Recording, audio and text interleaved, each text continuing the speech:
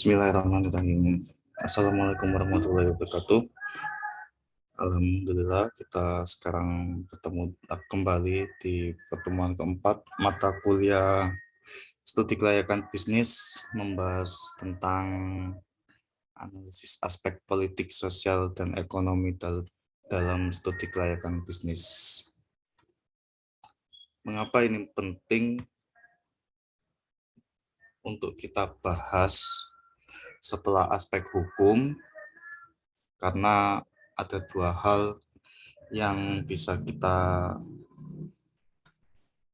bahas. Yang pertama, tentu kita tahu bahwa banyak beberapa perusahaan asing yang gulung tikar hingga dinasionalisasikan oleh pemerintah. Ada dua contoh kasus. Yang pertama ketika saat negara kita ini baru merdeka, maka perusahaan-perusahaan VOC yang sudah berdiri dinasionalisasikan oleh pemerintahan Soekarno saat itu. Kemudian seperti The Java Bank berubah menjadi BNI, kemudian KAI, kemudian Bulog dan lain-lain, banyak peninggalan dari Belanda yang kita nasionalisasikan. Disinilah pentingnya kita membahas aspek politik. Politik tidak hanya politik domestik, politik nasional, tapi juga politik luar negeri. Kemudian perusahaan asing yang gulung tikar juga kita tahu sekarang Rusia sedang perang dengan Ukraina dan beberapa negara melakukan memperlakukan sanksi ekonomi, dan banyak juga ini saling membalas. Perusahaan Rusia yang ada di luar negeri ditutup dan diancam untuk dinasionalisasikan oleh pemerintah Amerika, pemerintah Eropa Barat, kemudian banyak hal pemerintah. Kemudian sementara di Rusia sendiri, perusahaan negara baratnya juga ditutup, sehingga tidak ada aktivitas ekonomi hingga terancam gulung tikar nantinya. Jika terancam gulung tikar, maka tentu yang dirugikan juga rakyat Rusia yang sudah bekerja di perusahaan tersebut. Harus mencari pekerjaan lagi, harus mencari nafkah lain untuk menghidupi keluarganya. Maka disinilah pentingnya kita membahas aspek politik setelah pertemuan kemarin kita membahas aspek hukum. Kemudian yang kedua, semakin besar investasinya, semakin detail analisis aspek politik, aspek sosial, dan ekonominya. Semakin besar dampaknya ke masyarakat dan negara. Contohnya seperti pembangunan jembatan Suramadu saat itu di tahun 2004 kalau nggak salah. Itu banyak terjadi penolakan dari masyarakat Madura, terutama para kiai. Mereka menilai dari sisi sosial maka nanti akan dapat mengikis keagamaan, kehidupan religius di Pulau Madura. Yang kedua, yang dikhawatirkan nantinya tempat-tempat hiburan malam masuk di wilayah Madura. Kemudian banyak hal, jadi seolah-olah mereka menolak untuk meningkatkan perubahan ekonomi di Pulau Madura. Disinilah kita menjadi tahu bahwa ada aspek sisi politiknya, ada aspek sosialnya, dan ada aspek ekonominya. Tiga aspek ini saling berkaitan. Di sisi lain, ketika ekonomi meningkat, maka sosialnya juga ikut meningkat, tapi politiknya juga menjadi lebih stabil. Tapi ketika ekonominya itu turun, maka politik tidak stabil dan dapat mengakibatkan chaos seperti kondisi Desmond tahun 98 hingga Presiden Soeharto diturunkan. Kemudian kondisi sosial, ya kalau ekonomi menurun, kita bisa membandingkan masyarakat Madura yang dulu sebelum ada Suramadu dan sekarang sudah ada Suramadu. Dulu sebelum ada Suramadu, masyarakat Madura lebih suka menabung dalam bentuk emas, emas batangan,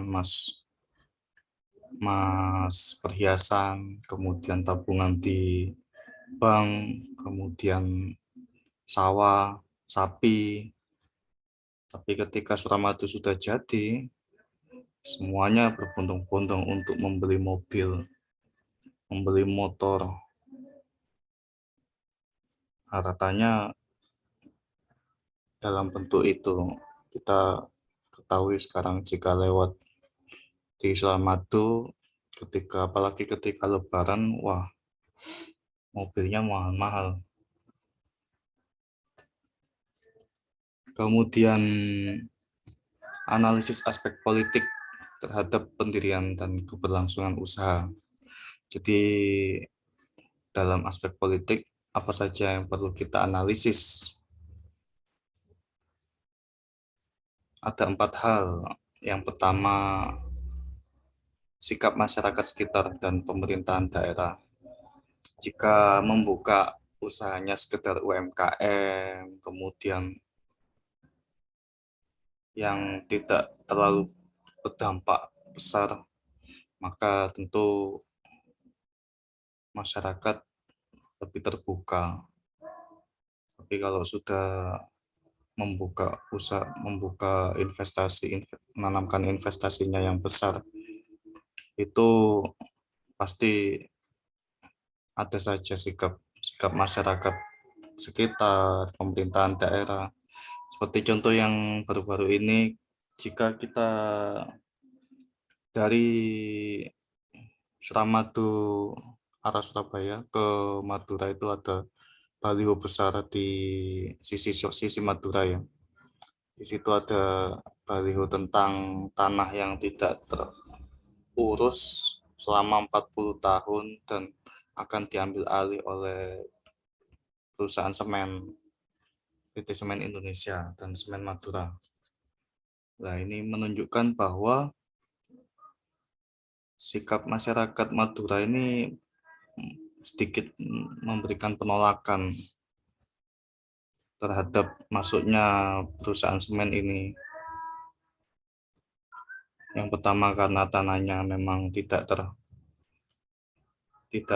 terurus, kemudian yang kedua khawatirnya terjadi seperti di Jawa Tengah. Itu kan banyak yang ada penolakan di Jawa Tengah. Perusahaan semen juga sampai melibatkan Gubernur Jawa Tengah,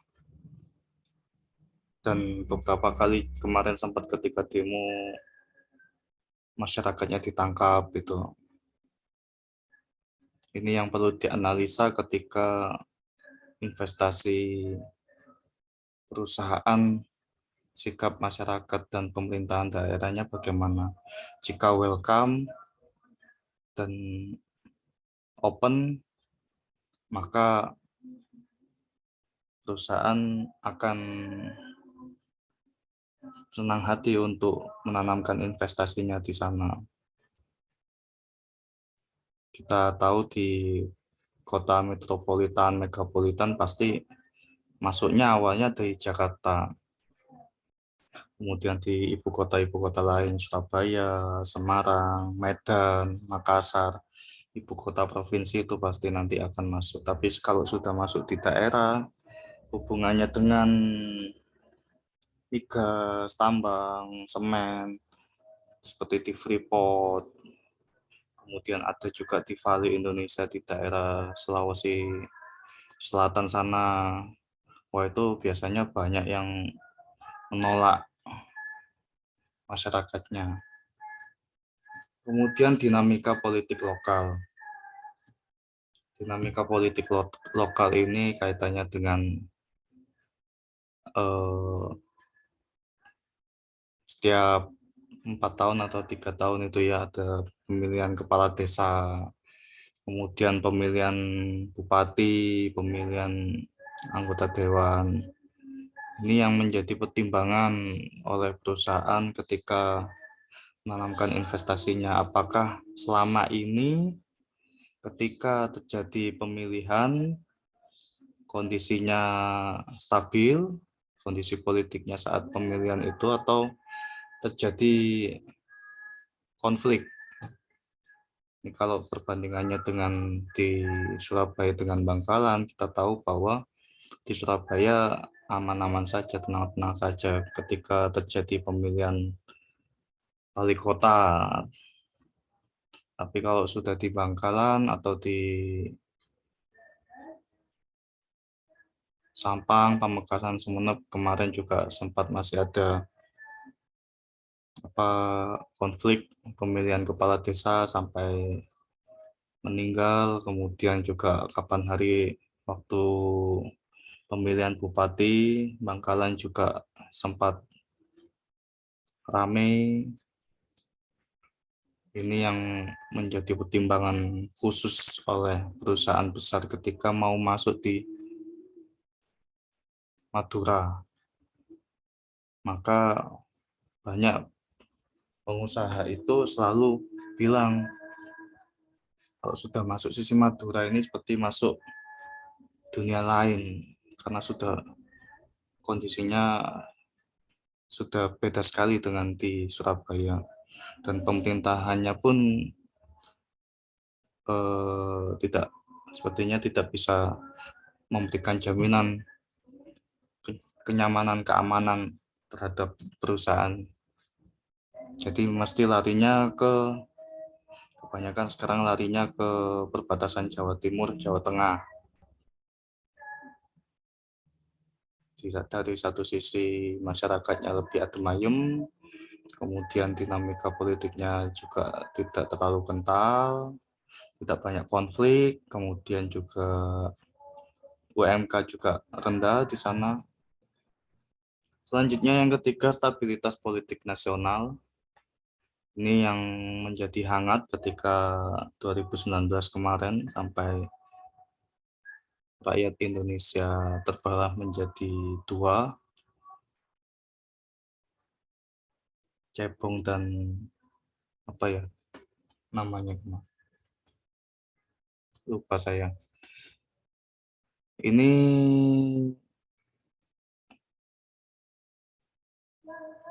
yang menjadikan pertimbangan perusahaan asing ketika masuk di sini. Jika setelah reformasi dapat kita lihat bahwa politik nasional lebih stabil dibandingkan di zamannya saat Soekarno, lebih dinamis. Apalagi saat itu perubahan bentuk pemerintahan beberapa kali, semakin membuat kondisi politik tidak stabil. Dan ke depan tetap ini akan menjadi pertimbangan stabilitas politik nasional. Sekarang ini sudah mulai terbelah lagi. Satu sisi ada yang menginginkan pemerintahannya lanjut atau pemilunya ditunda. Di sisi lain menginginkan tetap dilakukan pemilu di 2024. Maka apapun keputusannya nanti, kita harus utamakan stabilitas politik nasional. Dengan politik nasional ini stabil, maka semakin banyak perusahaan asing yang masuk, dan salah satunya juga membuka lapangan kerja. Apalagi Timur Tengah ini, investasi perbankan syariahnya, investasi di Indonesia juga masih rendah. Jadi harus perlu ditingkatkan untuk menampung lulusan-lulusan ekonomi syariah yang lebih minat bekerja. Kemudian isu strategis ini yang menjadi pertimbangan keempat, perlu dianalisis apakah seperti sekarang isu strategisnya ini ya, energi hijau, jadi sudah mulai dikurangi menggunakan bensin, motor kendaraan listrik lebih diprioritaskan, ekosistem listrik, kemudian isu strategis lain, produk halal, sertifikasi halal, itu juga menjadi isu strategis. Nantinya dikaitkan dengan produk yang akan kita keluarkan. Apa ini isu strategisnya? Misalkan perusahaan yang masuk, perusahaan makanan dan minuman, maka isu strategisnya tentang sertifikasi halal harus segera diurus sebelum melakukan distribusi dan pemasaran.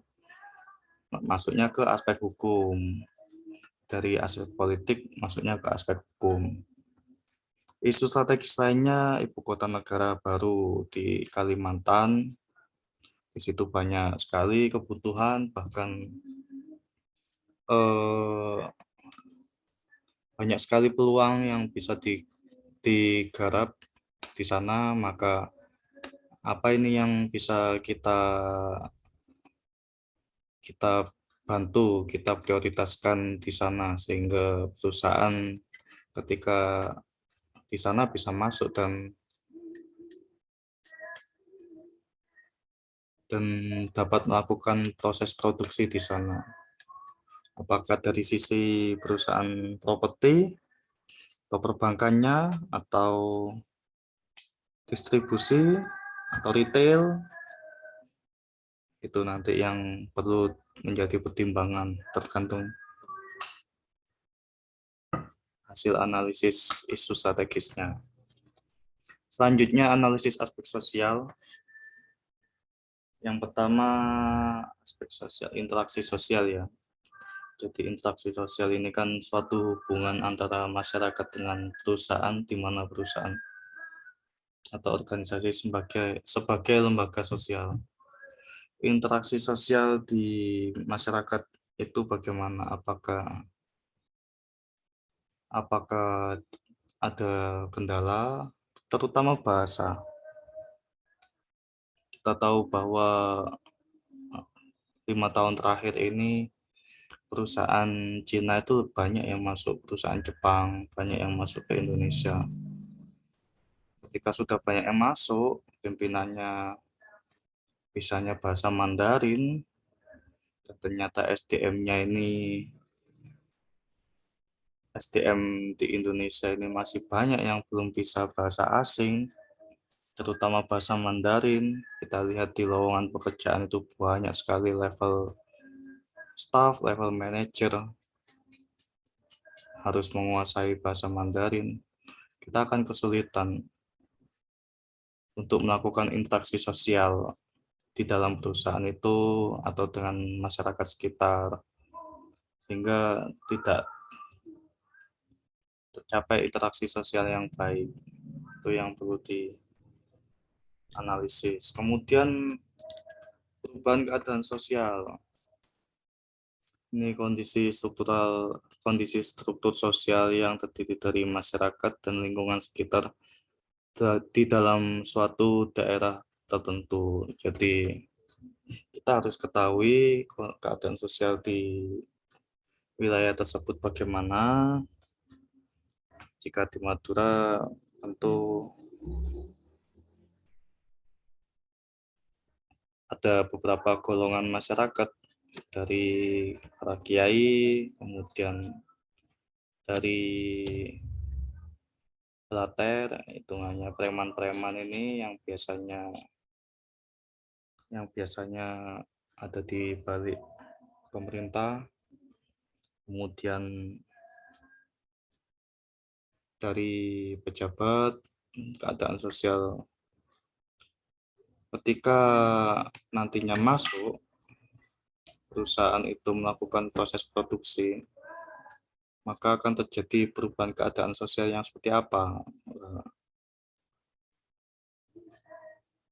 Itu yang perlu kita analisis. Misalkan, makanya kayak kemarin ketika Suramadu dibangun, khawatirnya nanti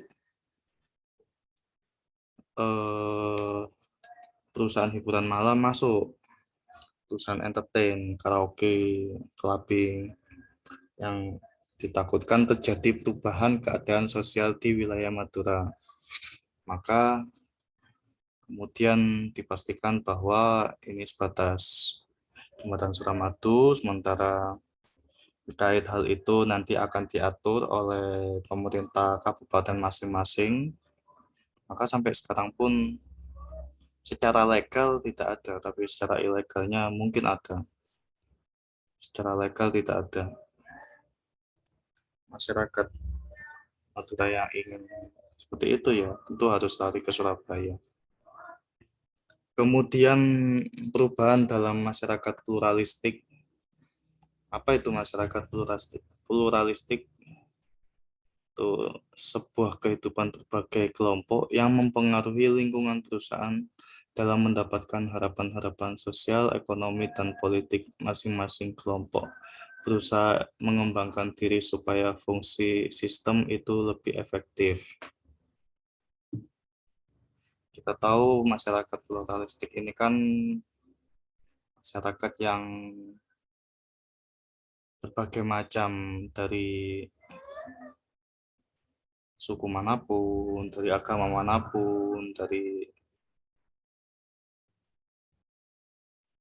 daerah manapun. Kalau sudah di kota besar, ya tentu lebih banyak pluralistiknya. Kemudian perlu dianalisis apa saja yang akan terjadi perubahan ketika perusahaan itu menanamkan investasinya di wilayah tersebut.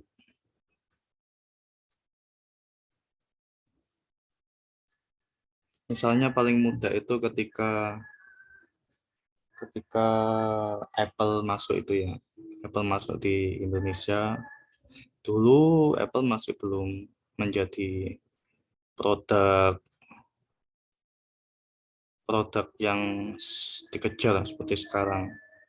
Ketika Apple sudah masuk, iPhone dan MacBook-nya menjadi produk yang dikejar oleh produk prestis yang dikejar oleh para konsumen, maka di situ sampai terjadi banyak kejadian untuk membeli produk itu sampai harus kredit, harus hutang, kemudian harus menjual barang lainnya agar mendapatkan barang itu, kemudian dia bisa bergengsi di kelompok masyarakat pluralistiknya ini. Itu salah satunya. Kemudian ketika saat ini bisa kita ketahui, dulu itu mahasiswa juga jarang yang bawa mobil. Tapi ketika sudah mahasiswa UTM ya, dulu zamannya tahun 2000-an, mahasiswa UTM masih banyak yang jalan kaki dan sepeda motor. Tapi ketika sudah jembatan Suramadu bangun, apalagi timur kampus itu jalannya sudah lancar. Wah, kalau sudah malam hari, mobilnya mahasiswa keluar semua, jejer-jejer. Itu salah satu perubahan dalam masyarakat pluralistik. Kemudian aspek ekonomi, analisis aspek ekonomi terhadap pendirian dan keberlangsungan usaha. Yang pertama dilihat dari PDB-nya, produk domestik bruto. Semakin tinggi PDB-nya wilayah tersebut, tentu semakin diminati oleh perusahaan yang ingin berinvestasi. Kenapa? Karena ada perputaran ekonomi di wilayah itu.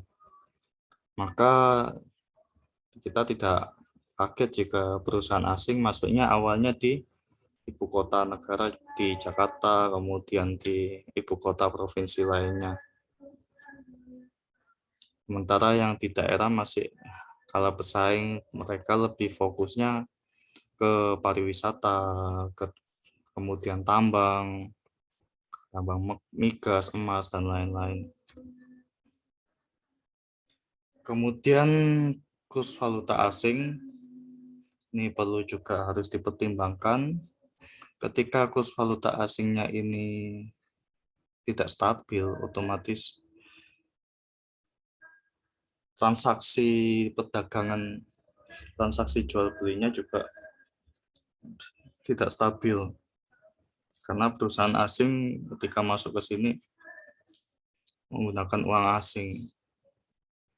Maka ketika setor kembali ke pemiliknya, ke ownernya, apakah di Cina atau di Amerika, tentu dalam bentuk mata uang asing juga. Mata uang Indonesia ya hanya untuk diperdagangkan di sini dalam produksi, dalam memberikan gaji, kemudian distribusinya yang harus dipertimbangkan. Kemudian kredit perbankan ini perlu dianalisis. Kredit perbankan 5 tahun terakhir menunjukkan perkembangan positif. Saat Jokowi memimpin, bunga kredit diturunkan, tujuannya untuk menggerakkan roda perekonomian negara ini agar lebih cepat, lebih maju, lebih meningkat PDB-nya. Kemudian perdagangan luar negerinya, ini kaitannya dengan kementerian antar negara. Ketika kementerian luar negeri kedua negara tersebut belum kerjasama, kementerian perdagangannya juga belum kerjasama, maka akan kesulitan untuk melakukan ekspor impor. Misalkan seperti mobil itu ya, sekarang mobil Wuling, mobil Toyota sekarang diproduksinya di Indonesia, kemudian ekspornya ke Asia Tenggara, ke Eropa, ke Australia. Maka perdagangan luar negeri ini menjadi persyaratan sangat penting untuk pertimbangan menanamkan investasinya di sini. Kemarin kita tahu bahwa seperti apa, Elon Musk itu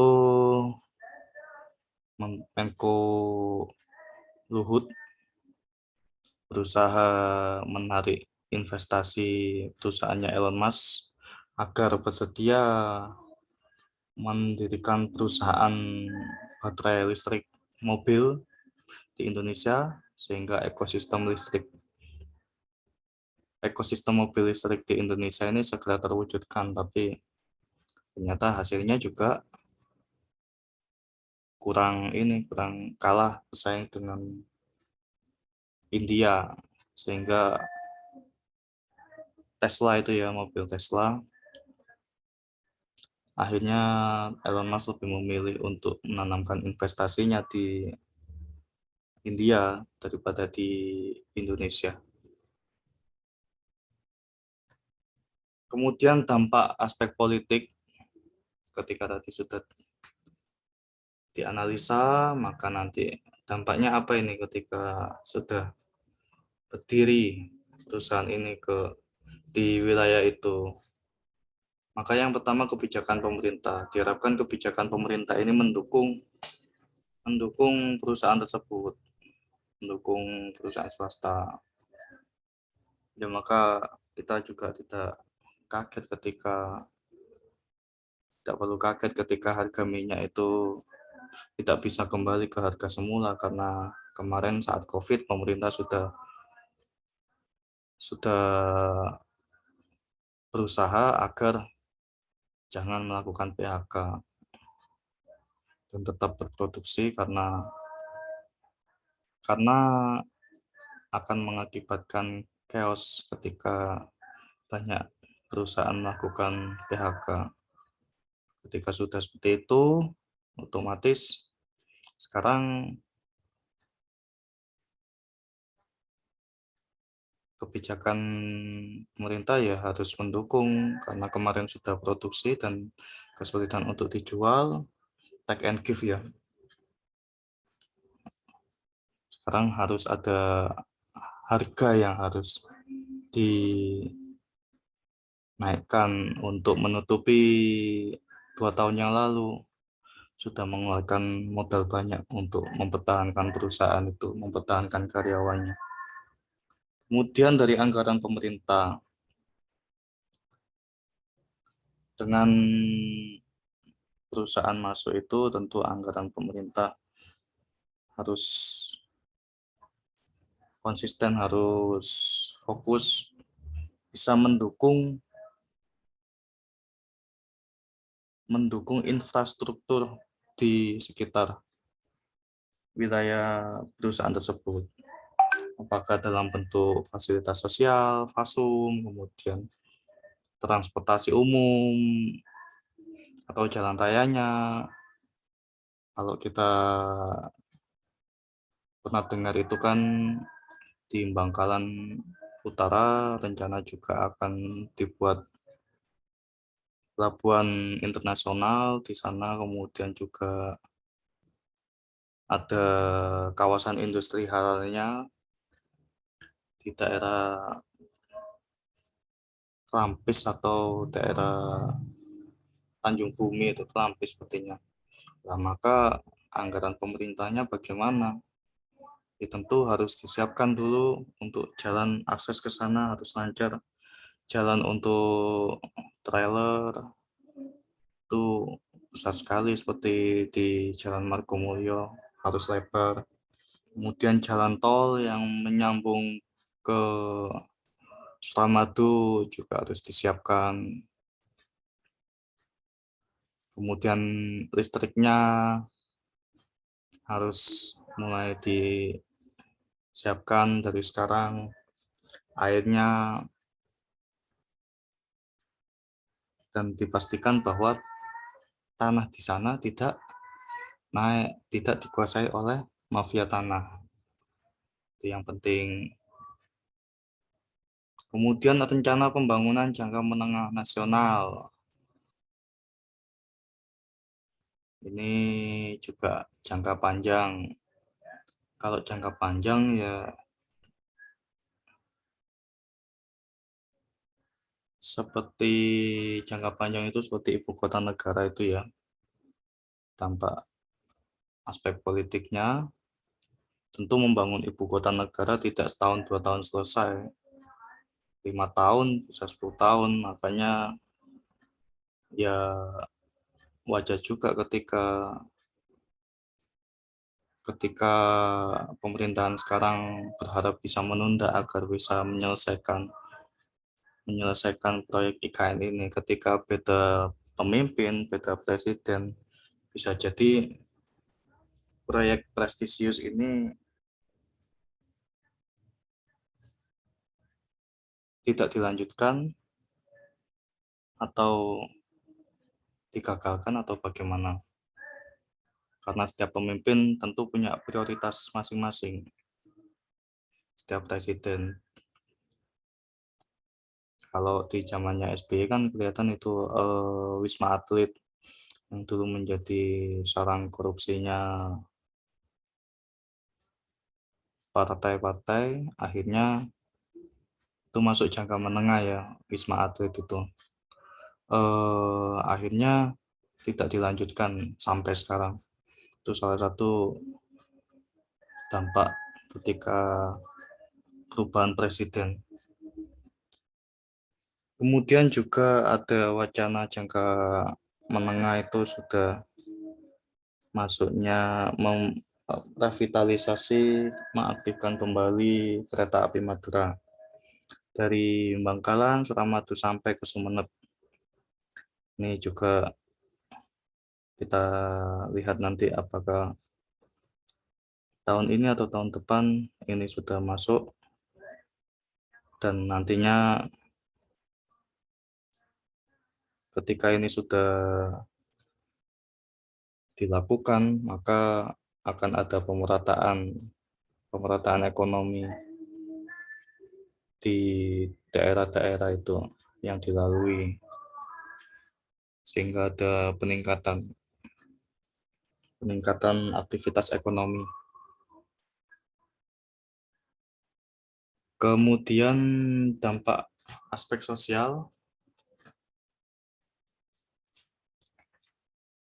Dampak aspek sosial terhadap pendirian dan keberlangsungan usaha ada 3 ya. Yang pertama, bisa jadi adanya perubahan demografi. Ini melalui terjadinya perubahan struktur penduduk menurut kelompok umur, jenis kelamin, mata pencarian, pendidikan, dan agama. Ya, seperti yang kita tahu, kalau di zamannya Soekarno, Soeharto masih banyak petani.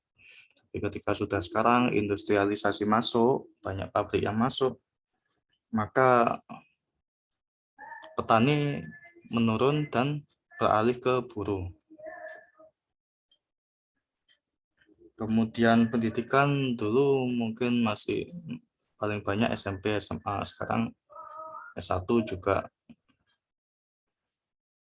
banyak yang berubah pendidikannya menjadi S1. Kenapa adanya perubahan ini? Tentu karena ada peningkatan pendapatan dari investasi perusahaan yang masuk itu tadi.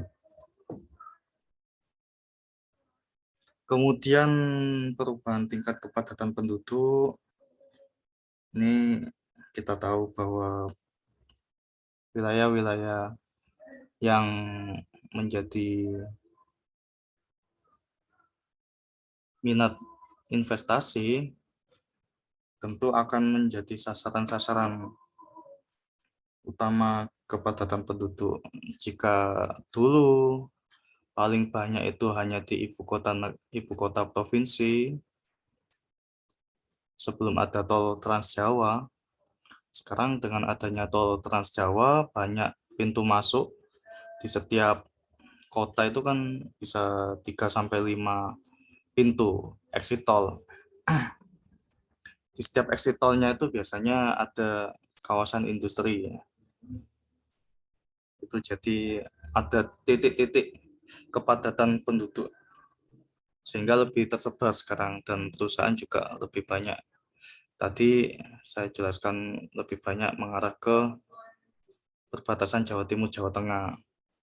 Dari sisi harga tanah juga masih murah, kemudian masyarakatnya juga tidak terlalu apa ya, konflik, lebih adem ayem, kemudian distribusinya juga lebih mudah. Jika produksi di perbatasan situ, maka tinggal langsung kirim ke timur, ke Jawa Timur, kemudian ke barat, ke Jabodetabek. Intinya perusahaan itu kan selalu mencari bagaimana produksi dengan seefisien mungkin. Jika punya pabrik di sekitar Ring 1, gerbang Kertasusila, itu biayanya sangat mahal. Atau di Jabodetabek, biayanya juga sangat mahal. UMK juga tinggi, maka tentu larinya ke arah Jawa Tengah. Jadi, kalaupun nanti kalian nanti cari pekerjaan, paling banyak juga ke sana. Kemudian perubahan penduduk, tingkat kelahiran, tingkat kematian, dan pola migrasi. Kemudian perubahan komposisi tenaga kerja, baik di tingkat partisipasi angkatan kerja maupun di tingkat pengangguran. Ini ada kaitannya dengan pendidikan tadi ya. Ketika pendidikan dan sertifikasi menjadi acuan untuk mendapatkan pekerjaan, sekarang juga ke magang sertifikat, maka komposisi tenaga kerja terdidik lebih banyak daripada buruh, kemudian daripada sektor informal. Kemudian perubahan budaya. Ini perubahan budaya itu kemungkinan perubahan budaya melalui perubahan adat istiadat, nilai, dan norma budaya setempat. Ini paling kelihatan itu sekarang ketika di perusahaan, jika dulu norma-norma karyawan lebih unggah-ungguhnya juga lebih tertata, lebih sopan, tapi ketika sekarang ini mulai hilang. Jadi dulu lebih menghargai senior, sekarang karena dianggapnya sama maka tidak perlu terlalu menghargai. Itu salah satu perubahan budaya. Kemudian terjadi proses sosial, baik proses asosiatif,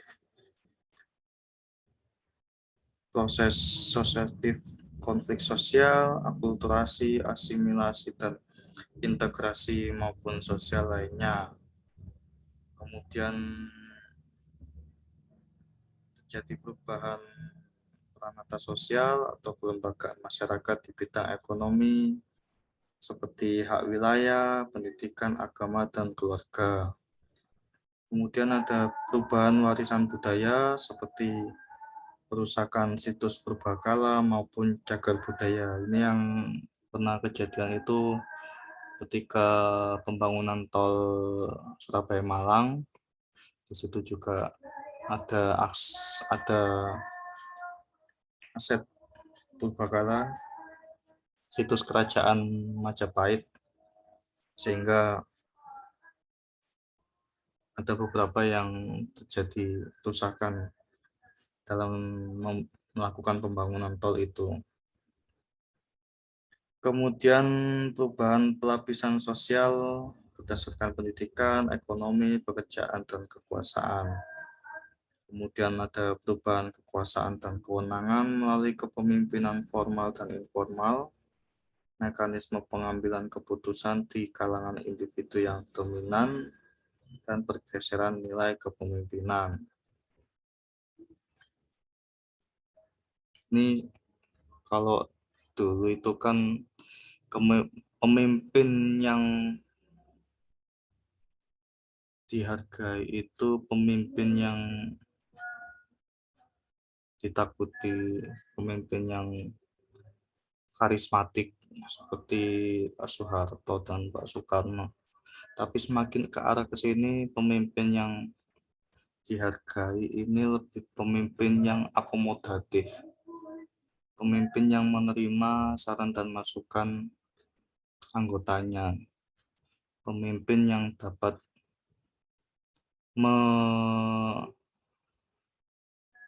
menerima anggota dari berbagai macam latar belakangnya.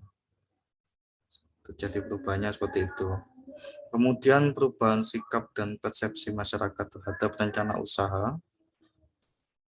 Ini sudah seperti contohnya tadi jembatan Suramadu. Kemungkinan terjadi tingkat kriminalitas dan konflik antara warga asli dan pendatang. Ini yang sering terjadi ketika ada kawasan industri baru, sementara di situ sudah ada warga aslinya, maka banyak warga pendatang yang masuk di sana. Nah, akhirnya paling banyak itu di Mojo itu ya, akhirnya terjadi beberapa kejadian kriminalitas, apakah dalam bentuk kehilangan atau dalam bentuk ini ketika ada salah satu warga aslinya di PHK, maka pejabat perusahaannya ini harus berhadapan dengan warga asli sana. Kemudian perubahan adaptasi ekologis. Untuk perubahan kesehatan masyarakat ini biasanya terjadi perubahan parameter lingkungan yang diperkirakan terkena dampak rencana pembangunan dan berpengaruh terhadap kesehatan. Ini paling mudah ketika paling banyak beritanya ini pembangunan SUTED ya. SUTED pembangkit tenaga listrik itu pasti warga di sekitarnya banyak mengalami dampak dari pembangunan SUTED ini, sehingga sering terjadi demo sampai kisruh. Meskipun sudah ditanggung biayanya, tapi meskipun sudah diberikan insentif kesehatan, tetap itu juga tidak menjamin karena radiasi listriknya ini bisa memicu kanker, sehingga mau tidak mau harus pindah.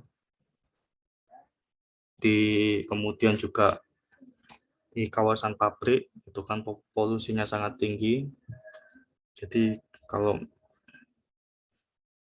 ingin sehat lebih baik pindah, jangan di sekitar situ.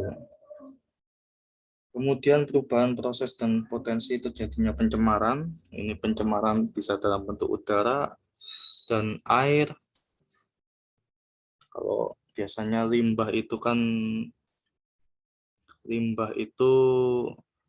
bisa limbah dibuang melalui air, akhirnya lari ke sungai, itu yang bahaya, apalagi bisa mencemari warga sekitar. Makanya sering ada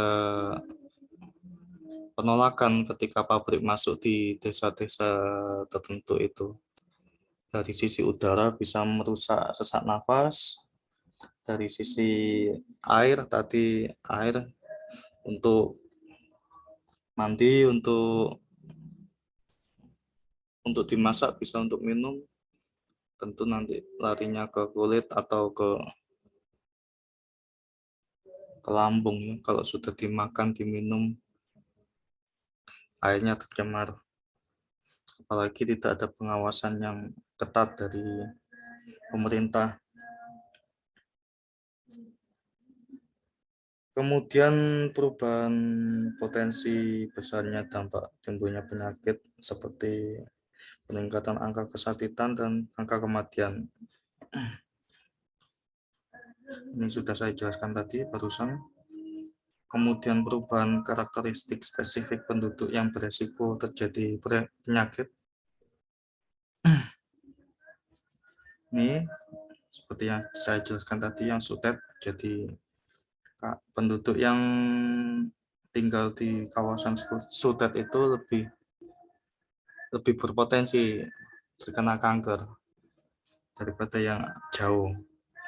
Penduduk yang tinggal di sekitar pabrik berpotensi paru-parunya lebih banyak sakitnya daripada yang agak jauh.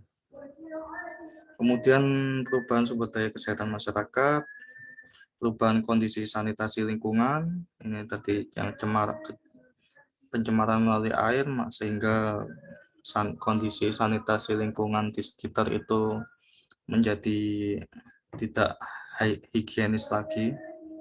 Kemudian perubahan status gizi masyarakat, perubahan kondisi lingkungan yang dapat mempermudah proses penyebaran penyakit. Dampak aspek ekonomi terhadap pendirian dan keberlangsungan usaha. Ini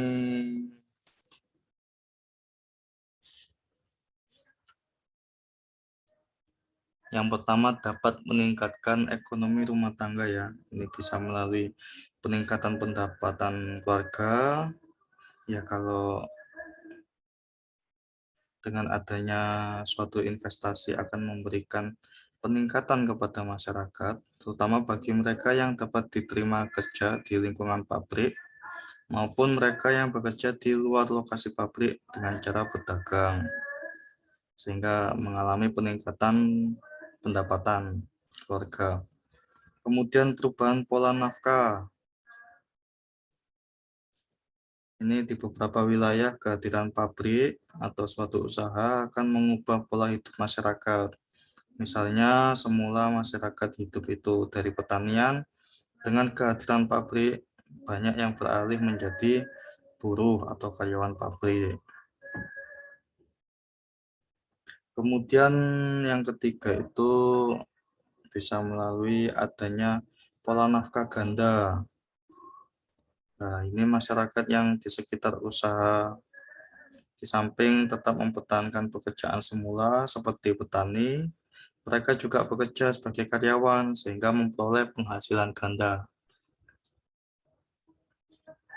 Kemudian yang selanjutnya bisa tersedianya jumlah dan ragam produk barang dan jasa di masyarakat, sehingga banyak masyarakat punya banyak pilihan untuk produk yang diinginkan. Banyaknya ragam produk dan jasa pada akhirnya akan meningkatkan persaingan sehingga para produsen berusaha untuk meningkatkan kemasan, harga, mutu produk dan jasa, sehingga hal ini akan berpengaruh terhadap harga jual di pasaran.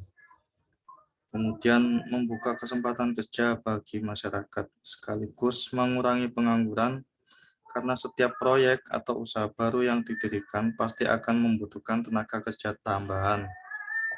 Dan hal ini tentu saja membuka peluang bagi tenaga kerja yang belum mendapatkan pekerjaan atau masih menganggur. Ya minimal warung ya, ketika ada usaha baru atau bangunan baru, tukang-tukangnya itu kan butuh makan.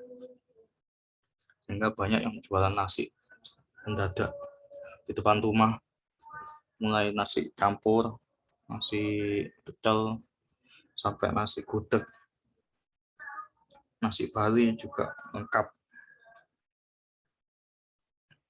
Kemudian tersedianya sarana prasarana dengan dibukanya suatu proyek atau usaha dapat pula memberikan fasilitas bagi masyarakat luas maupun pemerintah seperti dibangunnya jalan raya, listrik, telepon, sekolah, rumah ibadah, rumah sakit, pusat perbelanjaan, dan sarana hiburan.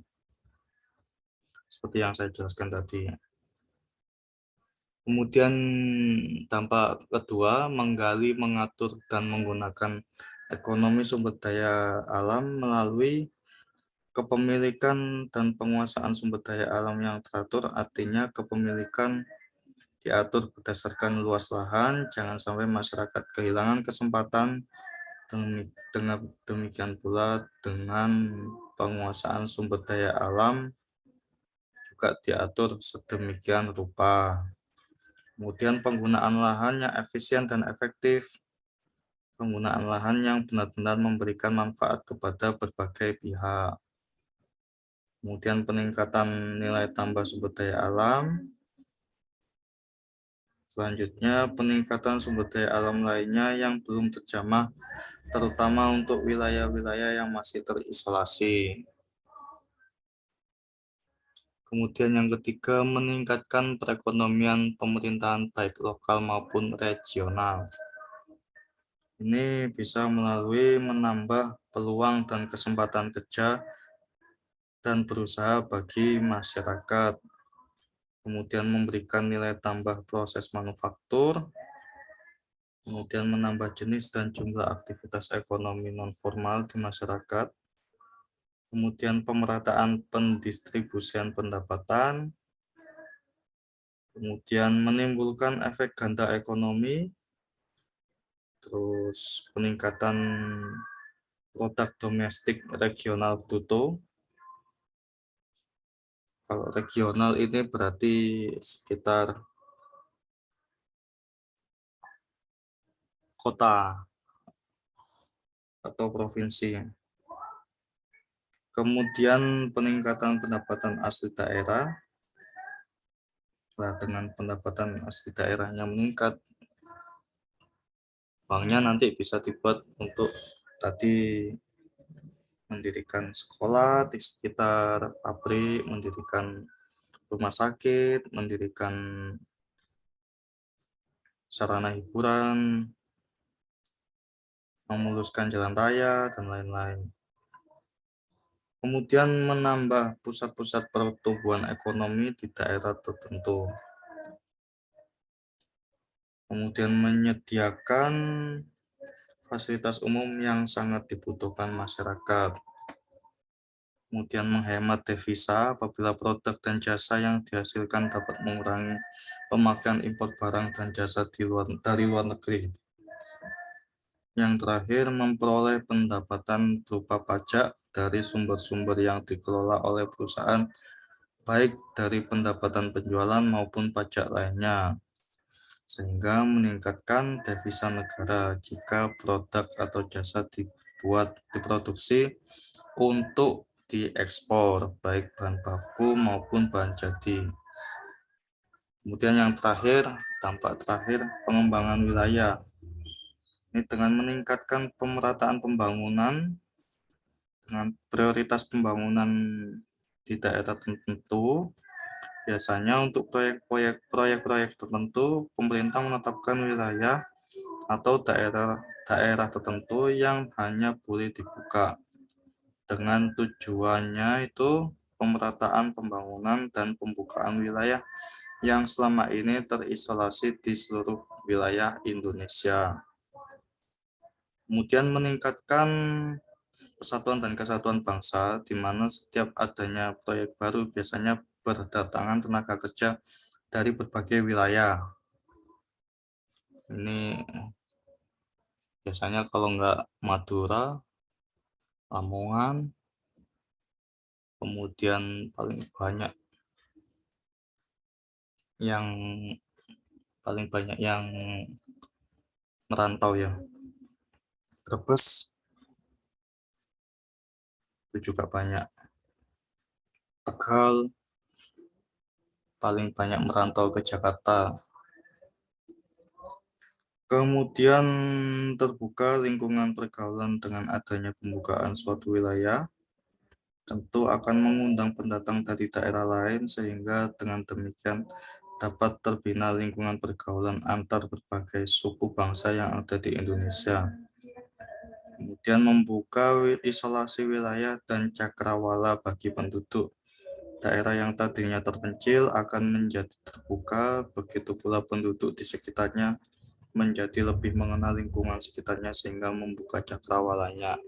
Ini makanya Presiden Jokowi itu mendorong sekali proyek nasional seperti jalan tol, kemudian kereta api.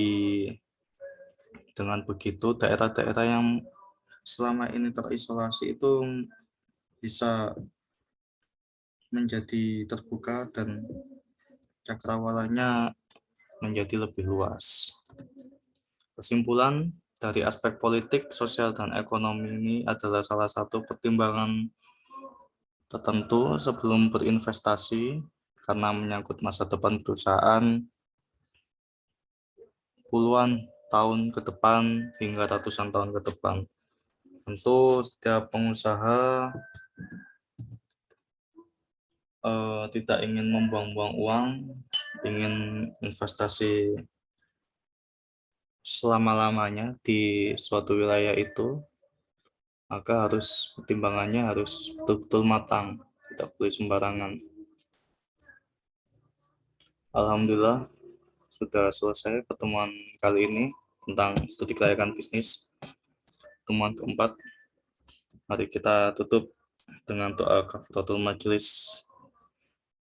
Subhanakallahumma wa bihamdika asyhadu an la ilaha illa anta astaghfiruka wa atubu ilaik. Wabillahi taufiq wal hidayah. Wassalamualaikum warahmatullahi wabarakatuh.